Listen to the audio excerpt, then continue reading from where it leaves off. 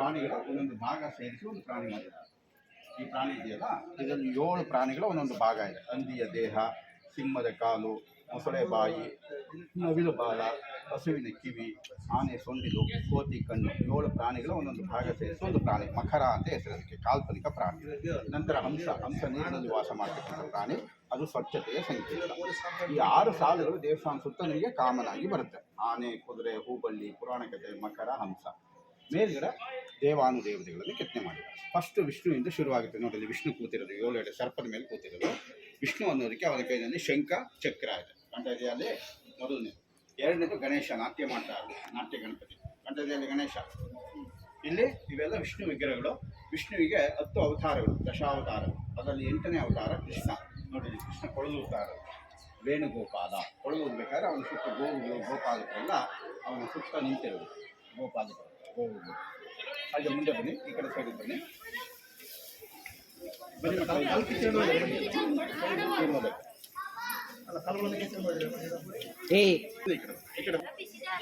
ವಿಷ್ಣು ಅಂತ ಹೇಳ್ಬೇಕಾದ್ರೆ ವಿಷ್ಣು ಕೈನಾಗ ಏನೇನು ಇರ್ತೈತಿ ತಿಳ್ಕೊಂಡಿದ್ದೀರಾ?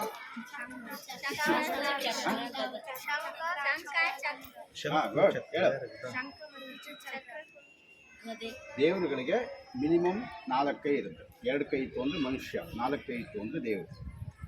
Minimum 4, maximum 36. ವಿಷ್ಣು ವಿಶ್ವರೂಪ ತಾಳಿದಾಗ 36 ಕೈಗಳು ಬರುತ್ತೆ.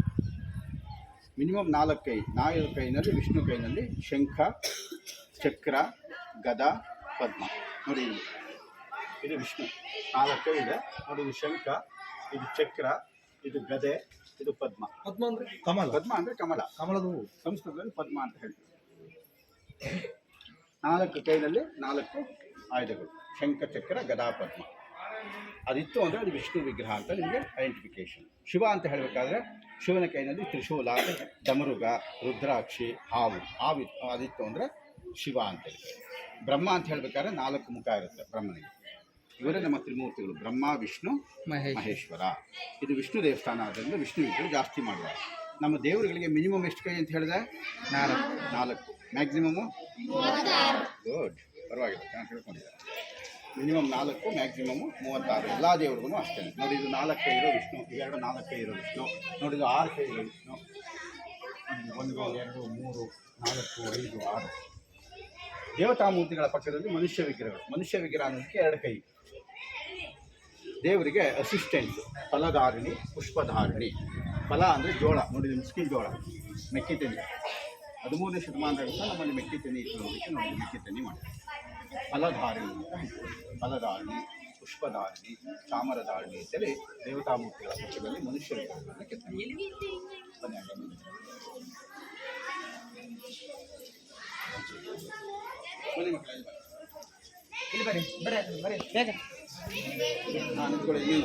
ನಿಂತ್ಕೊಳ್ರಿ?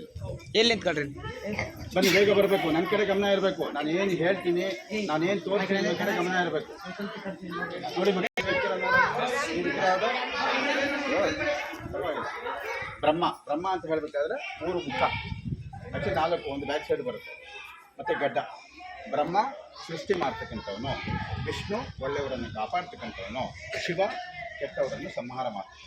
ಅದಕ್ಕೆ ಅವರನ್ನು ಸೃಷ್ಟಿ, ಸ್ಥಿತಿ, ಲಯ ತ್ರಿಮೂರ್ತಿಗಳು. ಬ್ರಹ್ಮ, ವಿಷ್ಣು, ಮಹೇಶ್ವರ. ಇದು ಬ್ರಹ್ಮ, ಇದು ವಿಷ್ಣು. ಅದಾಯ್ತಲ್ಲ. ವಿಷ್ಣು ಅಂತ ಹೇಳಬೇಕಾದ್ರೆ ಶಂಖ, ಚಕ್ರ, ಗದಾ, ಪದ್ಮ ಕೈನಲ್ಲಿ. ಬ್ರಹ್ಮ ಅಂತ ಹೇಳೋದಕ್ಕೆ 3 ಮುಖ, ಕಂಠದಲ್ಲಿ ಬ್ರಹ್ಮ, ವಿಷ್ಣು. ಇಲ್ಲಿ ನಮ್ಮ ಹಿಂದೂಗಳಿಗೆ 30 ದೇವತೆಗಳು ಅಂತ ಹೇಳ್ತೀವಿ. ಗಾಳಿನ ದೇವರು, ಬೆಂಕಿನ ದೇವರು, ಮೆಡಿಸಿನ್ ದೇವರು. ನೋಡಿ, ಇದು ಧನ್ವಂತ್ರಿ. ಧನ್ವಂತ್ರಿ ಅಂದರೆ ಗಾಡ್ ಆಫ್ ಮೆಡಿಸನ್. ನೋಡಿ, ಲೆಫ್ಟ್ ಹ್ಯಾಂಡಲ್ಲಿ ಮೆಡಿಸನ್ ಇದೆ, ರೈಟ್ ಹ್ಯಾಂಡಲ್ಲಿ ಅಮೃತ ಕಲಶ. ಧನ್ವಂತ್ರಿ ಅಂತೇಳಿ ಹೆಸರು. ಅದಕ್ಕೆ ಮೆಡಿಕಲ್ ಶಾಪ್ಗೆ ಧನ್ವಂತ್ರಿ ಮೆಡಿಕಲ್ಸ್ ಅಂತ ಹೆಸರು. ವಿಷ್ಣುವಿಗೆ ಎಷ್ಟು ಅವತಾರಗಳು ತಿಳ್ಕೊಂಡಿದ್ದೀರಾ ಯಾರಾದರೂ? ಯಾರು ತಿಳ್ಕೊಂಡಿಲ್ಲ? ಹಾಂ, ಗುಡ್.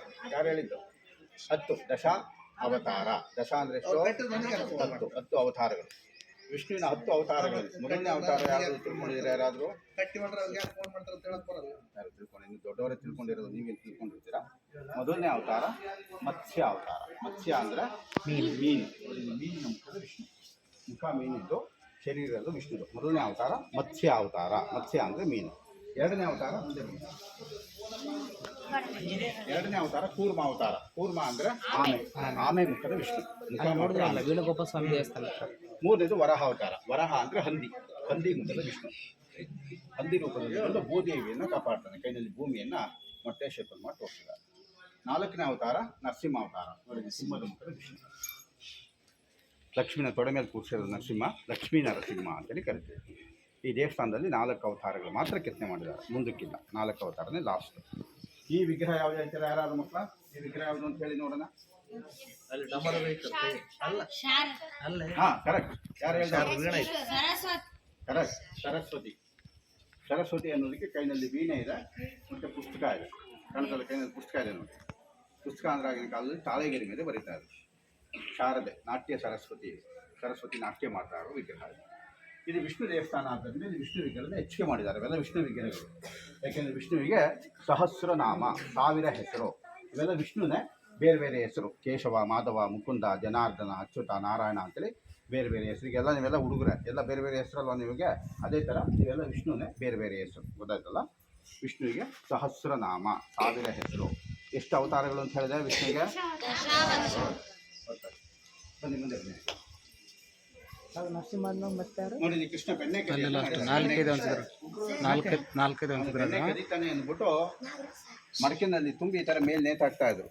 ಆದರೂ ಸಹ ಬಿಡ್ತಾ ಇರಲ್ಲ. ಅವನು ತನ್ನ ಸ್ನೇಹಿತನ ಬಗ್ಗೆ ನಿಲ್ಲಿಸಿ ಅವ್ನು ಬೆನ್ನ ಮೇಲೆ ಹತ್ತಿ ಕೃಷ್ಣ ಬೆಣ್ಣೆ ಕದಿಯತ್ತ ಮಾಡಿದ್ದಾರೆ. ಬೆಣ್ಣೆ ಕೃಷ್ಣ.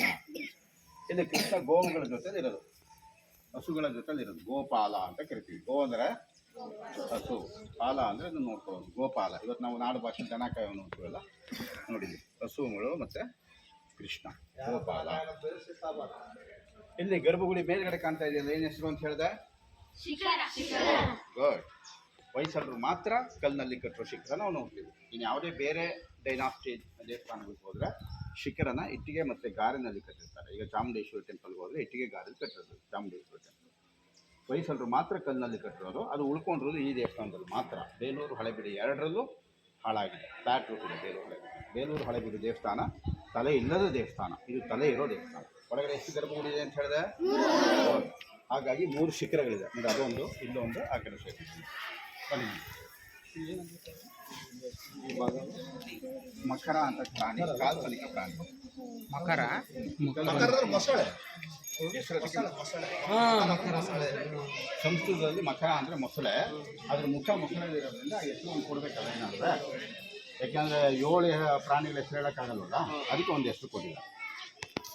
ಕಾಂಪೌಂಡ್ ಟೈಪ್ ಏನು ಕಟ್ಟಿದ್ದಾರೆ, ಅಲ್ಲಿ ಸಣ್ಣ ಸಣ್ಣ ರೂಮ್ಗಳು ಸಹ ಮಾಡಿದ್ದಾರೆ. 64 ರೂಮ್ ಇದೆ. ಆ ಥರ ಆ ಬಾಗಿಲು ಹಾಕಿದ್ದಾರೆ ನೋಡಿ, ಅದು ಕಂಟ್ರಿಯಲ್ಲ.